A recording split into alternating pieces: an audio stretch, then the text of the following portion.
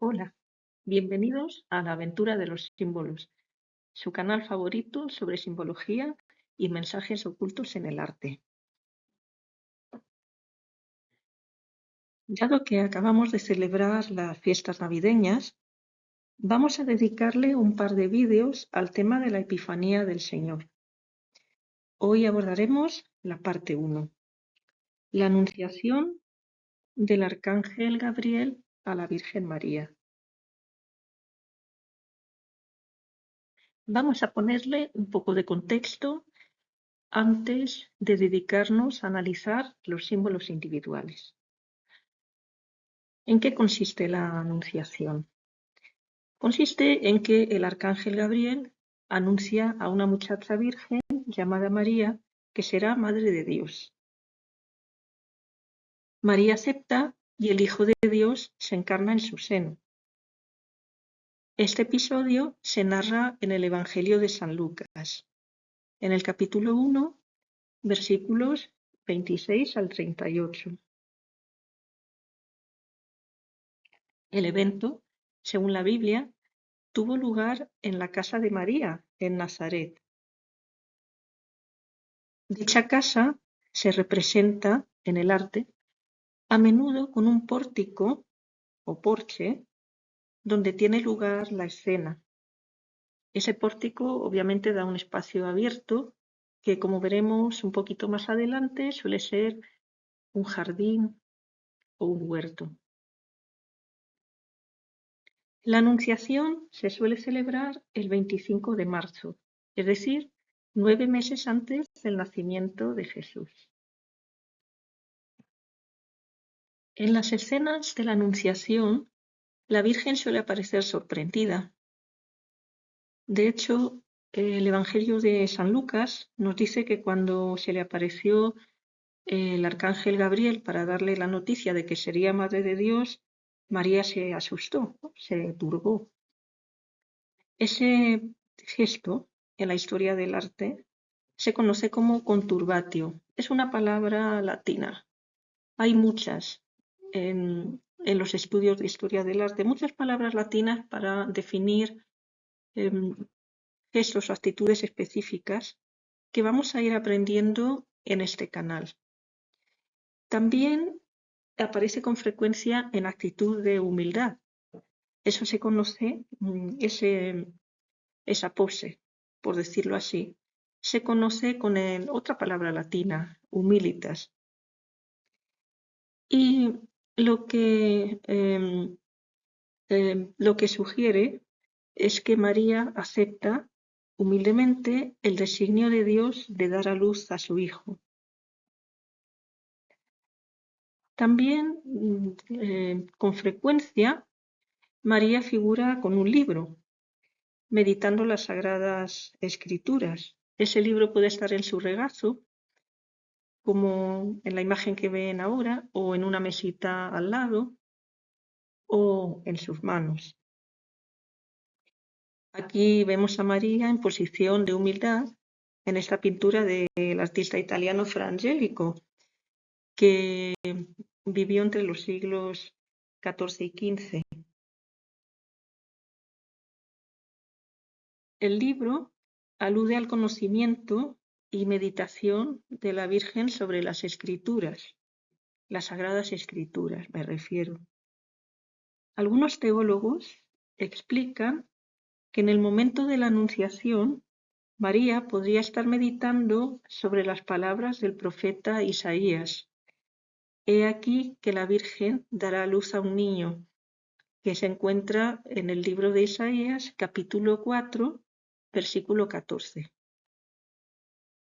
Lo que quiero que entiendan es que desde los primeros tiempos del cristianismo, los teólogos, los exégetas, han identificado hechos que se narran en el Antiguo Testamento, sobre todo en los libros proféticos y en los libros sapienciales, con sucesos, acontecimientos que tienen lugar en el Nuevo Testamento. Por ejemplo, en este caso, si Isaías, que como decimos era un profeta, tuvo una visión de que una virgen, dará a luz a un niño, pues los teólogos entendieron esto como refiriéndose a que Isaías estaba proyectando una visión de María dando a luz a un hijo de origen divino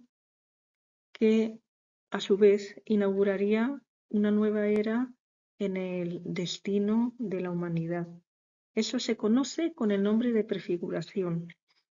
Y haremos dentro de poco un vídeo sobre prefiguraciones, es decir, correlaciones entre el Antiguo y el Nuevo Testamento para que entiendan mejor el concepto y también puedan asimilar y comprender mejor muchas obras de arte. En las pinturas más antiguas, el arcángel Gabriel irrumpe en la escena de la Anunciación por la izquierda. A veces se le representa con una mano adelantada, alzada, y el dedo índice también para arriba, ¿no? Este gesto procede de la oratoria, es decir, de, por ejemplo, estatuas, representaciones de la antigüedad griega y romana, de políticos, de emperadores, etcétera.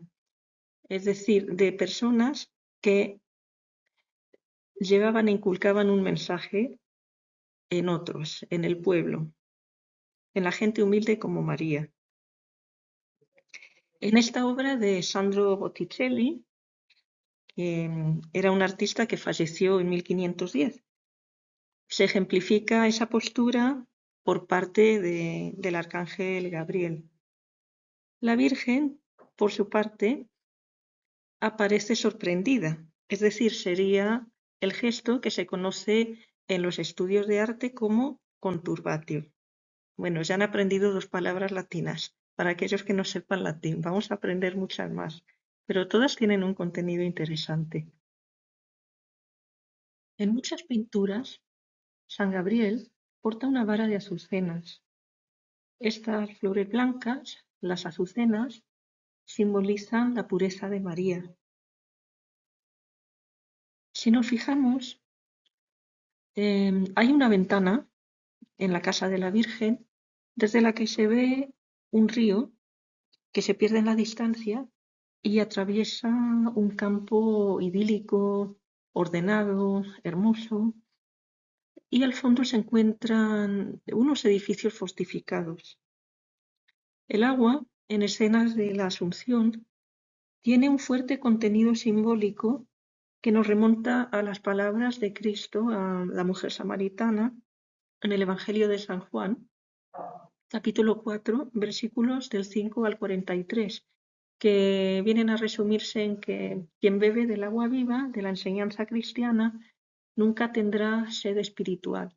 Es decir, les pongo un poquito en contexto. Jesús estaba viajando desde Judea a Galilea y había que atravesar la región de Samaria y allí se para a descansar al lado de un pozo que era, según la tradición, fundado por Jacob, el patriarca bíblico. Entonces llega una señora samaritana a sacar agua y Jesús y ella tienen una discusión sobre el agua porque Jesús le pide de beber, etc. Y en fin, esa discusión acaba en el tema del agua viva, que obviamente no es el agua material. Y la mujer samaritana se convierte al escuchar las palabras de Jesús. Por eso el mensaje es lo que ya hemos dicho. Quien bebe del agua viva, de la enseñanza cristiana, nunca tendrá sed espiritual.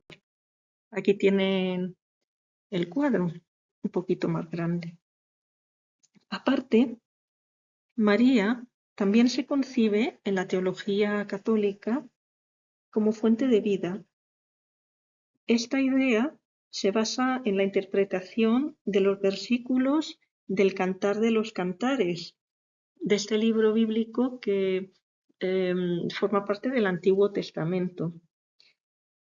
Allí se dice, cito, Jardín cerrado eres, hermana mía, novia mía, un manantial cerrado, una fuente sellada. Esto aparece en el capítulo 4, versículo 12 del Cantar de los Cantares. Y hay otro versículo también interesante que dice, cito, Yo soy una fuente de jardines, manantial de aguas vivas, arroyos que del Líbano fluyen. Esto está también en el capítulo 4, versículo 15 del Cantar de los Cantares.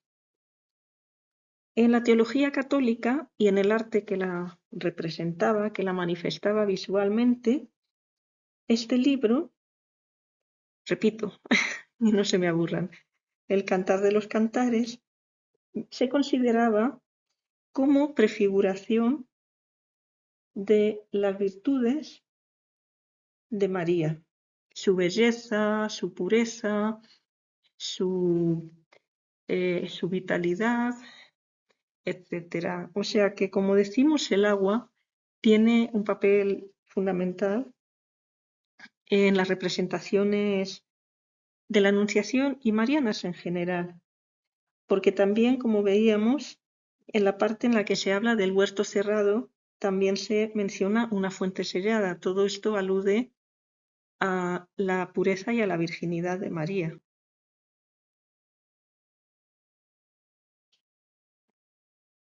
El olivo también es un símbolo importante en las escenas de la Anunciación. En ocasiones, el arcángel Gabriel lleva una rama de olivo en la mano y en otras se ve un árbol de olivo, cerca de la escena de la Anunciación. Así lo vemos en esta obra del pintor sienés, es decir, de Siena, en Italia, Simone Martini, que fue pintado en 1333.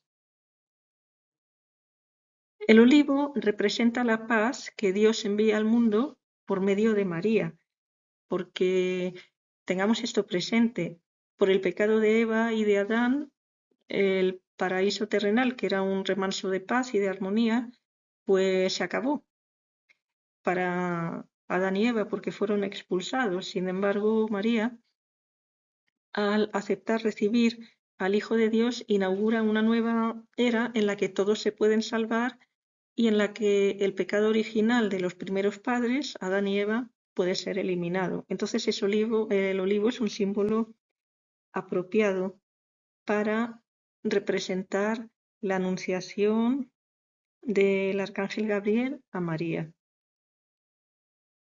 Ahí vemos al arcángel Gabriel en esta imagen, que no solamente lleva una rama de olivo en la mano, sino que también lleva una corona de olivo.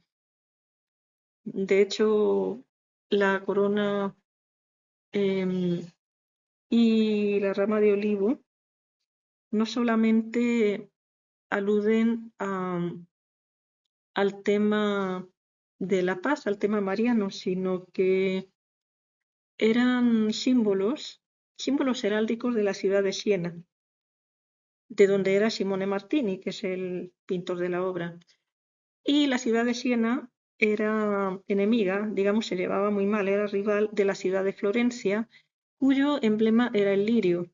Y la azucena es un tipo de lirio, y ahí vemos un jarro con azucenas, que como hemos dicho son símbolo de la pureza de María, pero a la vez también eran el emblema de la ciudad de Florencia, que se llevaba fatal con Siena. Entonces aquí parece, bueno, que hay un contenido político, digamos, oculto, bueno, no tan oculto para algunos, porque el arcángel Gabriel es proactivo, está llevándole el olivo a la Virgen. Y ahí las azucenas están de palmarote, por decirlo así. O sea, están relegadas a un segundo plano. Y entonces, como vamos a ver en este canal, pues muchas veces hay contenidos políticos o agendas personales disfrazadas, camufladas en obras de arte que aparentemente tienen un contenido muy diferente. Y este tema del olivo se remonta al libro del Génesis, otra vez en la Biblia, capítulo 8, versículo 11, donde se dice: al atardecer, la paloma regresó portando en su pico una rama de olivo recién arrancada. Noé comprendió que las aguas iban desapareciendo. Es decir, es un símbolo de paz también porque, digamos, ¿cuándo paran las aguas del diluvio? ¿Cuándo empieza a bajar el agua? Cuando Noé abre el arca, suelta la paloma y la paloma regresa con una ramita de olivo, con lo cual se restaura la paz y la tranquilidad en la humanidad y solo se salva lo bueno, porque Dios había destruido a toda la gente mala a través del diluvio. Entonces es un símbolo apropiado para la Virgen María como restauradora de la paz después del pecado que Adán y Eva habían cometido. Ahí arribita em, del arcángel Gabriel y de María hay como un rompimiento de gloria, por ahí sale la paloma del Espíritu Santo. Ya decimos que también hay una correlación entre el episodio de Noé con la ramita de olivo de la paloma y que el Espíritu Santo se representa en forma de paloma. Ahí está la paloma apuntando a la Virgen María. Es digamos, un emblema del Espíritu Santo. Todo el mundo, cuando pensamos en el Espíritu Santo, nos imaginamos una paloma. Y ahí aparece la paloma que va a llegar hacia la Virgen María para que conciba a Jesús, rodeada por un estallido de ángeles, por decirlo así. Otro elemento que se representa en las escenas de la Anunciación a la Virgen es el jardín cercado o privado con abundante vegetación y flores, imagen del jardín o huerto cerrado, que en latín, otro término latino para describir esta escena, el jardín cerrado, hortus conclusus. Es un atributo de María que ya hemos mencionado así de pasada hace un ratito, y es símbolo del paraíso, ¿no? El paraíso se supone que tiene vegetación, abundancia, floresta, etc. Y como es un jardín cerrado, un jardín privado, también es símbolo de la pureza virginal de María. Aquí tenemos un ejemplo, una representación en un tapiz de Bélgica, de lo que hoy día es Bélgica, de hacia 1410-1430. Pero bueno, me llama la atención que en la parte de arriba, de la izquierda, aparece Dios enviando a Jesús como un niño pequeñito con una cruz. Y donde está María, a la derecha se ve la paloma que le va a entrar por el oído, porque se supone que en el momento en que escuchó el mensaje del arcángel San Gabriel, María quedó encinta. Es el momento de la concepción. O sea, le entró el Espíritu Santo por el oído como palabra, y como dice el Evangelio de San Juan, el Verbo se hizo carne y habitó entre nosotros.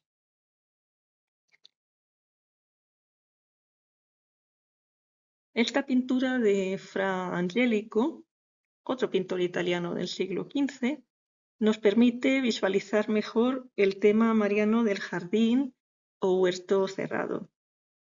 La tradición cristiana dice, como estábamos hablando ahora mismo, ¿no?, que Jesús fue concebido en María por obra del Espíritu Santo sin romper su virginidad. Por eso en pinturas antiguas como esta, que es del siglo XV, se la representa dentro o junto a un jardín con una valla o cerca.